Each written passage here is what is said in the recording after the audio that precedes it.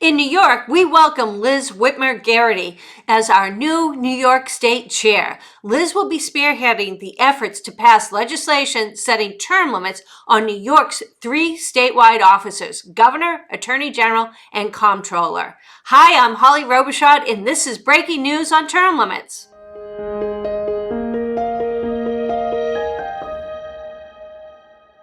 We are so pleased that Liz Whitmer Gereghty has joined us.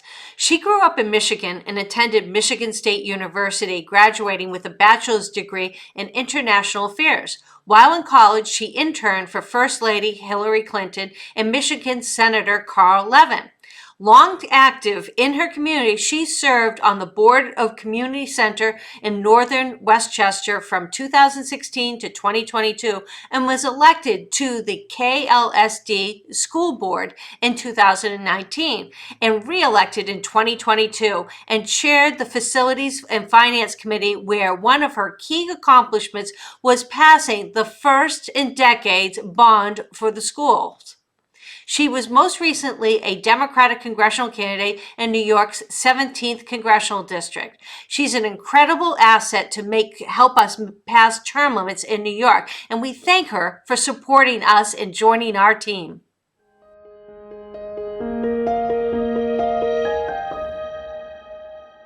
Hey, today I am so pleased that Liz Whitmer Gereghty has joined us. She is our new New York State Chair for term limits, and we're just so excited about having her on board. Thank you for joining me this morning. Thank you for having me, Holly. It's great to be here. So why did you get involved with term limits? Well, it's interesting. I've been kind of on a journey for this.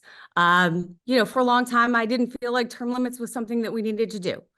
But once you really kind of get into it and you see some of the damage that can be done by people who stay in office for year after year, I started to really think about it. And for me, kind of the Democratic case for term limits is we need more people involved in governing because we all feel so disconnected right now and feel like we don't have a voice with our government. And I think the term limits actually would enable us to get some real good government reforms done.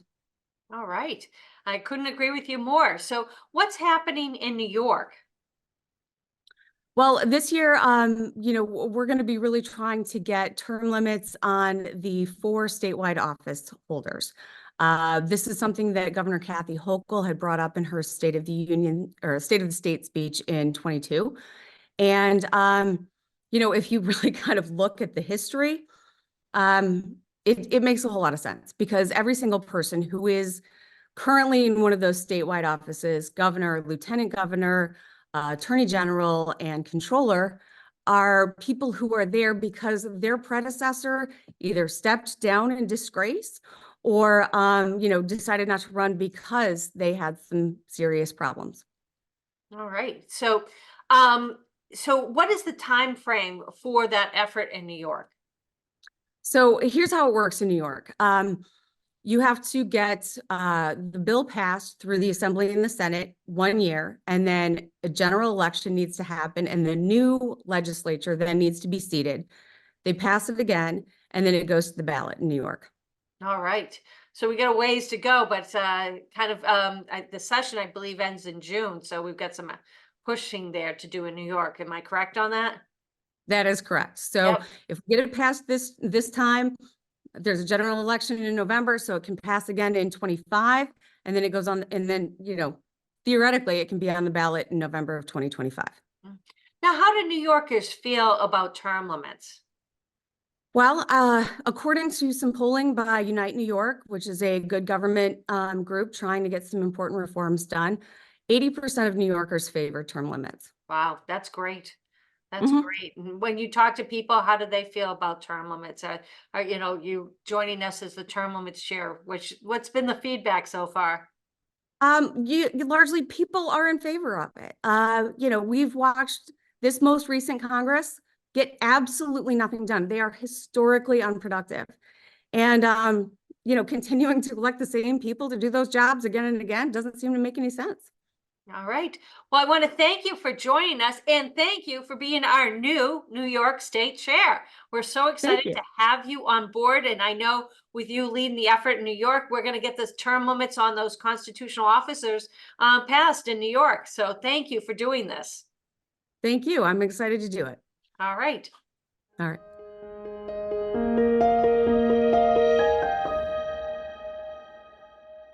State legislative candidates across the nation see how Americans want congressional term limits. Since we last spoke, we saw an additional 38 2024 legislative candidates sign our pledge. Congressional candidates are also getting the message. Over the past 2 weeks, we saw an additional 8 congressional candidates sign our pledge. We're glad to have them on board.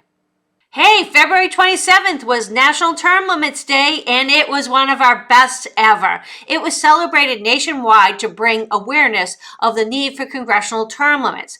Support for our reform continues to surge nationally, with over 87% of Americans of all political stripes favoring congressional term limits. One of our biggest demonstrations, it was in Dunedin, Florida. We had a ton of people out there showing their support and bringing awareness to people unfamiliar with the issue. And now it's time for the Corrupt Politician of the Week. And this week, it's Delaware Senator Tom Carper. First elected to the Senate in 2000, Senator Carper was the governor of Delaware from 1993 to 2001.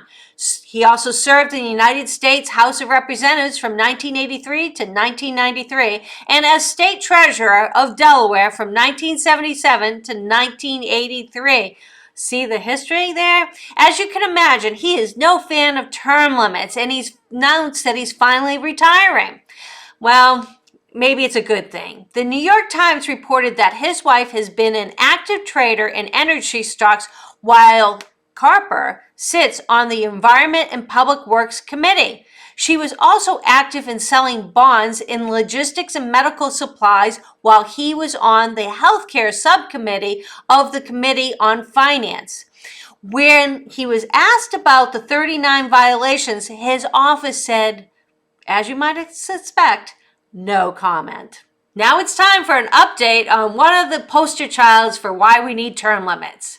Senator Bob Goldbar Menendez. Goldbar Bob is now trying to get the search warrants that led to the arrest thrown out, claiming that the Justice Department mischaracterized his phone calls where he allegedly tried to coordinate his activities with the Egyptian officials.